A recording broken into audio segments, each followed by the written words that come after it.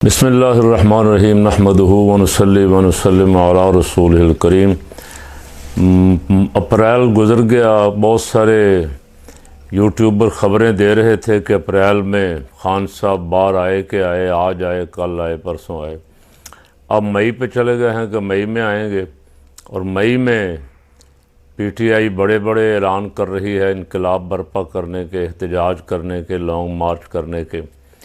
वैसे जहाँ तक मुकदमात तीनों ही साइफ़र, इद्दत केस और तोशाखाना पहुँचे हुए थे, ख़्याल था कि अदालतें अपना फ़र्ज़ मनसबी अदा करते हुए इन तीनों केसों का फ़ैसला सुनाएंगी और ये केस अपने अंजाम को पहुँच जाएंगे। चूँकि उनमें जजेस को भी पता है कुछ नहीं है, हुकूमत को भी पता है कुछ नहीं है, लेकिन ख़बर ये है कि हुकूमत को नए मुकदमे बनाने के लिए तैयारी कर रही है कि अगर इन तीनों केसों में भी बरीयत हो जाए, रिहाई हो जाए, तो फिर कुछ चौथा मुकदमा तैयार हो। और ये जब से इम्पोर्टेड हुकूमत आई, पहले पिछले 16 महीने और अब दोबारा फार्म 47 के ज़रिए हुकूमत का तरीक़ाकार यही चला आ रहा है। ये जुल्म पे जुल्म कर रहे हैं, ये लोगों पे नाहक पर्चे कर रहे हैं, मुकदमात कायम कर रहे हैं,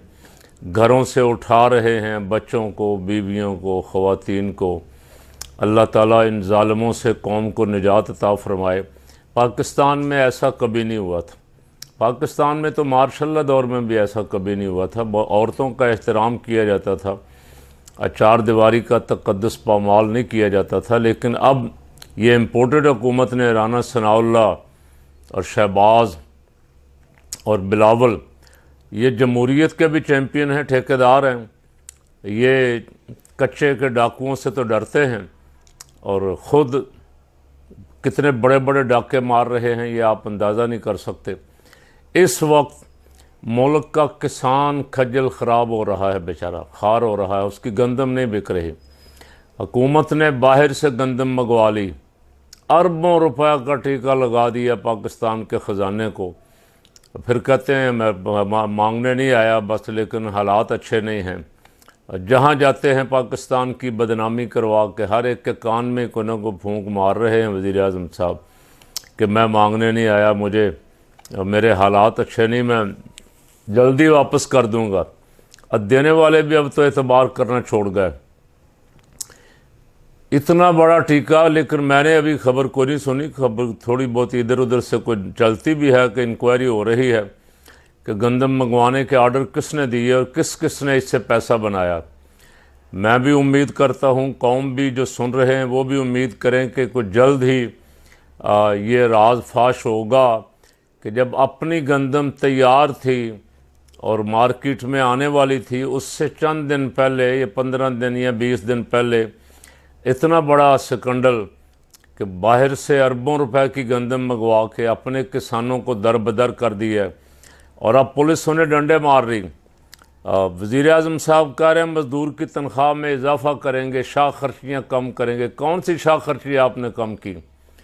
अब कितने वज़ीर आज़म के कैंप हाउस हैं, सदर साहब के कितने कैंप हाउस हैं, कितनी गाड़ियाँ एक एक के साथ फिर रही हैं, प्रोटोकॉल लेके हर वज़ीर, उसकी बीवी, उसका रिश्तेदार, सब प्रोटोकॉल लेके फिर रहे हैं।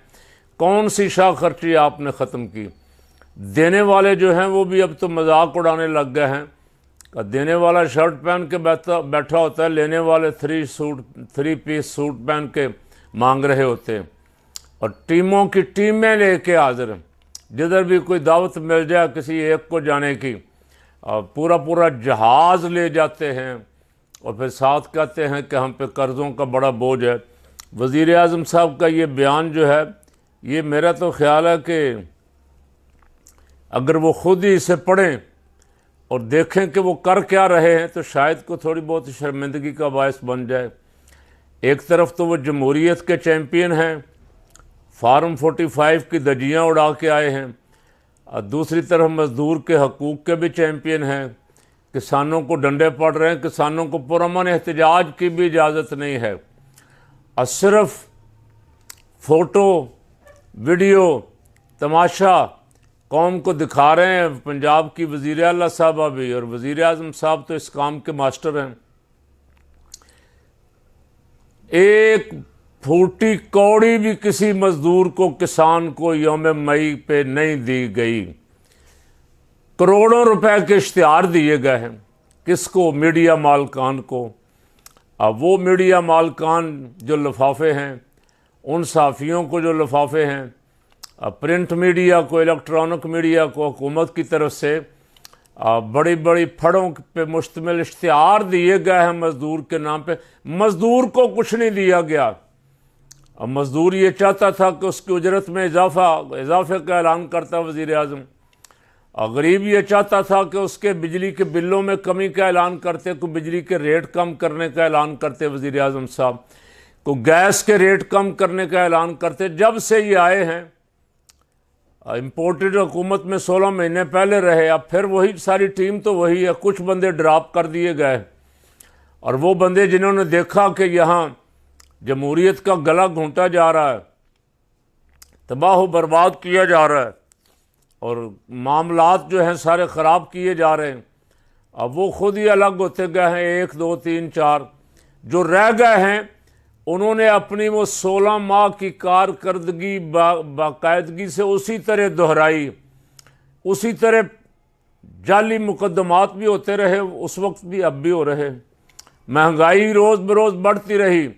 हर 8 दिन बाद बिजली की कीमतें बढ़ जाती।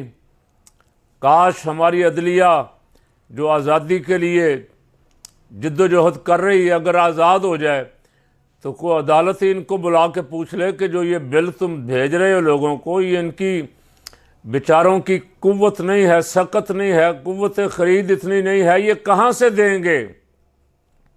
बिजली काट दी जाती, कहा जाता है इस दफ़ा तो दें, जो आ गया है सो आ गया, बस इस दफ़ा दें, आइंदा फिर देखी जाएगी।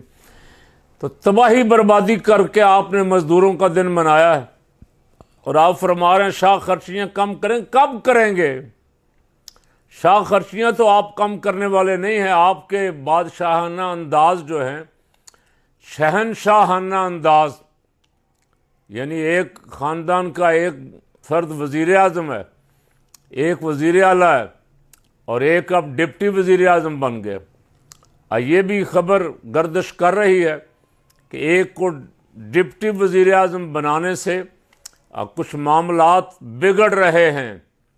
वो जिन्होंने अपना वज़ीर ख़जाना और अपना वज़ीर दाखिला लगाया था, उन पे फतह पाने की, उनको शिकस्त देने की दर पर्दा कोशिश हो रही है कि हमारा जो वज़ीर ख़जाना का उम्मीदवार वज़ीर ख़ारजा बना दिया गया था, उसका हाथ ऊपर रहे, उसको वज़ीर आज़म, डिप्टी वज़ीर आज़म बना दिया गया। और वो ख़तरा है शहबाज शरीफ के लिए। और चंद दिनों तक मैं और आप सुन लेंगे शहबाज शरीफ और नवाज़ शरीफ का जो इस वक्त इक़्तिदार की चपकलश चल रही है, खींचातानी हो रही है, एक दूसरे से सदारतें छीनी जा रही हैं, एक दूसरे की वजारत पे कोई ना कोई अपना बंदा बिठाया जा रहा है। आप सुन लेंगे तमाशा चंद दिनों तक, ज़्यादा दिन चलने वाला नहीं। लाने वालों को भी नज़र आ गया कि ये ज़्यादा दिन चलने वाला नहीं। अल्लाह करे पाकिस्तान में ये फ्रॉड, धोखा और लोगों को फ़रेब देने की हुकूमत, फ़रेब देने की कोशिशें जो हैं, अल्लाह पाक इनसे कौम को निजात अता फरमा दे, और पाकिस्तान को दयानतदार, बाकिरदार, गैरतमंद क़यादत अता फरमाए, जो आके अपना नहीं गरीब का भी सोचे। जब ये गरीब का सोचेंगे कि ये बिजली का बिल कैसे दे रहा है, तो शायद ज़मीर जाग जाए, शायद इनका ज़मीर इन्हें मलामत करे, इसलिए कि इनके तो बिल भी माफ़, इनकी बिजली भी फ्री, इनका गैस भी फ्री, इनका पेट्रोल भी फ्री। इनको क्या दर्द हो सकता है उनका जिन्होंने बिल अदा करने। किसान बेचारा जो जिन हालात से गुज़र रहा है, उसका दर्द शहबाज को कैसे हो सकता, ज़रदारी को कैसे हो सकता? ज़मीनें ठेकों पे दी हुई हैं, ज़मींदार हैं बड़े बड़े, ठेकों पे ज़मीनें दी हुई हैं, घर बैठे पैसे ले रहे हैं। आगे किसान बेचारा कैसे मर रहा है, क्या कर रहा है? तो दुआ ही करते रहते हैं कि अल्लाह करे इन हालात से, इन ज़ालिमों से कौम को निजात मिल जाए, और अल्लाह ताला इस कौम के लिए को बेहतर सामान, को बेहतर हुक्मरान अता फरमा दे।